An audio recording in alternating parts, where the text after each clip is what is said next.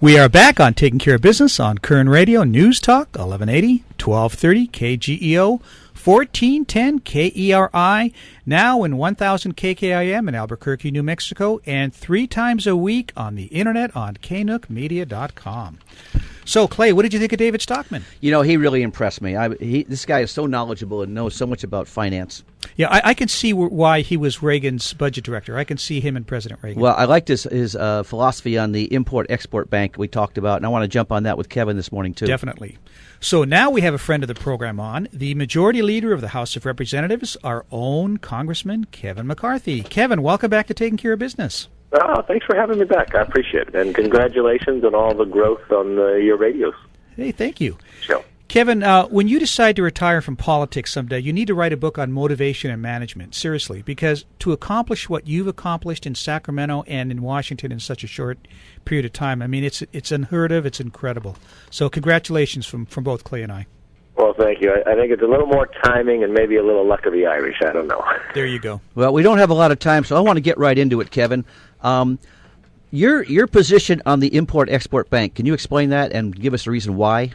Well, Import-Export Bank started back with Roosevelt, and you got to think of what financing was back there, and it was to help businesses sell overseas. Now the challenge is, and I was asked this Sunday, I voted for the reauthorization a couple of years ago because it was being reformed, and in that reform bill, it directed the president and the Treasury to start winding down the Ex-Im Bank along with negotiating and winding down the banks of the other countries, so you'd have a level playing field. Because what happens in an Ex-Im bank, it's government borrowing the money competing with the private sector. Now there'd be, in my view, that I got asked on Sunday, as a current form, I don't believe it's where it should be. Government should not be doing things or putting taxpayers on the line where a private sector can fill that void. There's an example where the Delta airline chairman was in, where Dubai got a loan from the Ex-Im Bank, which is being guaranteed by the taxpayers. Is that the best use of money in the debt that we have today of what we're doing? I think there's a private sector ability to be able to do that. Well, David Stockton, he's totally against funding this bank. So you are totally against funding it, I understand. Something I read in the paper. Is that correct? Yeah, my position is it should be wound down in the process because there's private sector funding out there. Capital is much different today than it was back in Roosevelt's days. Yeah, so, Kevin, you were referring to Sunday. I think you were talking about that interview you did with Chris Wallace. It was a great interview, by the way. Excellent interview. A couple questions that I had after listening to that interview. There's got to be some lessons that we have to learn here from your predecessors' defeat. What do you think those lessons are? Every race is a local race, so you got to look there. My thing has always been as a whip: you vote your district, you vote your conscience, and you don't surprise people on the floor. I've always believed the best way an elected official is have the courage to lead, but the wisdom to listen.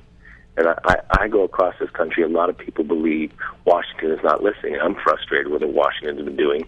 And I think if we listen, we learn, and we're able to lead. And those are the values that Kern County has always taught me all the way through. Hard work matters.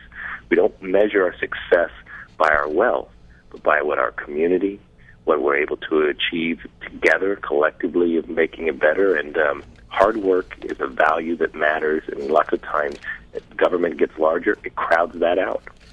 Kevin, do you think there's a mood in the country of a change more to the right after President Obama's tenure? Oh, I think very much so. You look with the Supreme Court decision. And the most telling part of the Supreme Court decision yesterday on striking down the Obama's recess appointment was it was a unanimous decision. Unanimous by every judge on that court said what the president did was unconstitutional. But it doesn't change anything he did.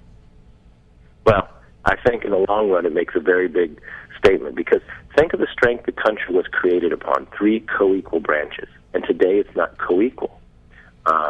Too much, and I blame a great deal on this current president, but I blame on those in the past and those Congress in the past that relinquished power to other agencies and made these agencies too powerful and too strong. That is not the America that we want. You have co-equal branches, not to protect the other branches, but to protect all the citizens. And when we do not have a say or a message, our ability to have a voice, that's when you have disruption in the country. And I think that's what you're seeing right now, especially with the movement of this current president. We're having a conversation with House Majority Leader Kevin McCarthy. Kevin, I just want to throw a personal thing in here. I have one of my partners wanted me to say hello to you, Cedric Perez. Said he said he graduated with you from Bakerswood High School. So yeah, we're in the same class. From Cedric, it's hello. Well, tell him hi. I will. Also, just touching on another subject, this lawsuit that they're talking about filing against the president, what value is it, and is there any standing that gives the Bonner any reason to do this? Well, there's a couple different things. You remember, we've been talking about this for quite some time. We actually passed a bill on the floor to give the House standing, because when you have three co-equal branches, how are you able to buttress what the president has done when he does something unconstitutional? You go to the judicial system, but it takes so long in the actions to get up to the Supreme Court. But if Congress had standing, we could go directly, and we would be in a much stronger position to challenge what he's doing, or any president. I mean, think about what the president said in the State of the Union. He sat at the well, and he said, I have a phone and a pen, and I'll go around you. In essence, he's saying, I'm going around the Constitution. And people stood up and applauded. I don't care if that's a Republican, Democrat, whoever it is. I would not applaud going around the Constitution. I mean, to me, the Constitution matters. It's not just an idea that it's a few pieces of paper. And what we're looking at is, if we could do the case, because we passed a bill to give us standing, but of course it sits in the Senate along with 240 other bills that we have passed that Harry Reid won't bring up. So in a lawsuit, if the House has standing and we take some of the actions that the president has done beyond his authority and we make that challenge, can we not stop the president from doing the action, reverse the courses that he has done, and bring back, regardless of who's president, those three co-equal branches? As it should be. I want to go back for a moment to that interview you had with Chris Wallace last week. Sure. He was questioning your conservative credentials. He said, I think it's the Conservative Union. You were ranked as the 80th. No, I'm sorry. Koerner was rated as the 80th House member, and you were rated as the 170th. Well, it wasn't the American Conservative Union, because I'm ranked lifetime at just 90%. And then if you pick Faith and Freedom, I'm at 100%. There are so many different groups out there, and think about the hundreds of thousands of votes we have a year, and you can pick, 17 and put anybody into whatever category you want. I mean, so I tried to lay out to him a couple different places, I've never voted for a tax increase. When they wanted to bail out Wall Street, I said no twice. I think there's certain things you can weight people's philosophy on to believe. Everybody tries to pit somebody into a different position. I have no qualms about where I stand in my conservative values. Okay, I can see that, and I was surprised to see the ranking that low. But then again, it depends on what you're using for a criteria to. Yeah, I could pick 101 different ones too. Sure. When we had David Stockman on earlier, he was talking about, and I like his philosophy. He doesn't feel we needed a bailout for Wall Street in the first place. He calls it crony capitalism. Do you agree with that? We should have let the free market taken care of it by itself. Well, you look at the examples of when homes went into foreclosure. How much longer did that last because there was no movement? How much does the American people see and feel with the bailout? Whatever happened to them? I mean, you just found those that have caused the problem, somehow they got bailed out and others. I think there has to be, in my view, responsibility taken. And to me, when you don't have responsibility, those actions will continue. Taxpayer money is very precious. And the idea that you come in and just take billions, almost $1 trillion into people that have done actions otherwise, to me, is wrong. So David said that we should have let GM file bankruptcy. What's your thought on that? Well, we have a bankruptcy process. And if you look, for instance, at American Airlines, they went through bankruptcy, and it's a great stock to go forward.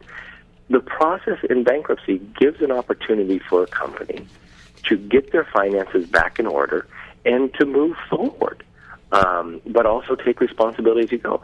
That's why we have bankruptcy laws. Why do we skip over them?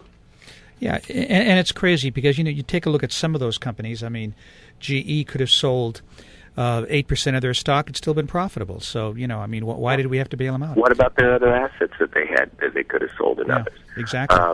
If you have no fear of making a bad decision that you're going to have the ramifications upon you, then your decisions process is very poorly, but someone else is going to take the responsibility. I mean, when you raise a child, you teach them to take responsibility. Same actions of why, because you want their behavior to be different.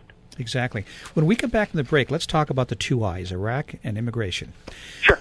We'll be back in a moment on Taking Care of Business on Koerner Radio, News Talk 1180.